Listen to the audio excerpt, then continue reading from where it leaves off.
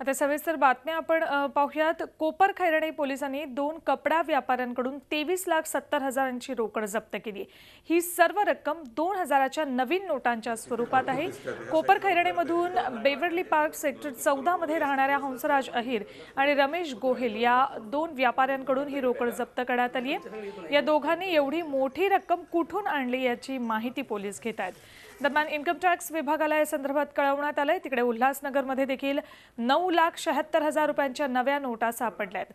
त्यामुळे एकच खळबळ उडाली आहे। 3 व्यापाऱ्यांकडे ही रक्कम सापडली। या प्रकरणी नोटा कुठून आल्या याबद्दल समाधानकारक उत्तरे तीनही व्यापारी देऊ न शकल्याने पोलिसांनी या नोटा ताब्यात घेतल्यात। सविस्तर चौकशीसाठी हे प्रकरण आयकर विभागाला वर्ग करण्यात आले।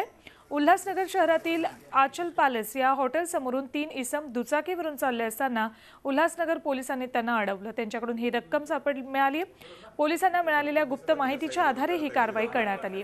हे तिघेही कपडा व्यापारी असल्याचं समजतंय।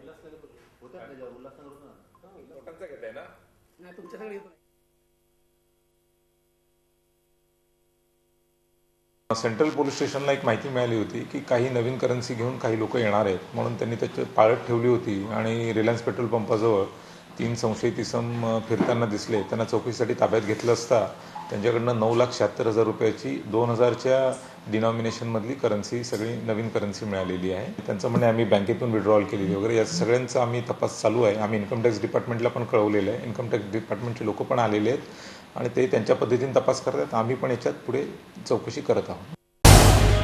झी 24 तास रहा एक पाऊल पुढे।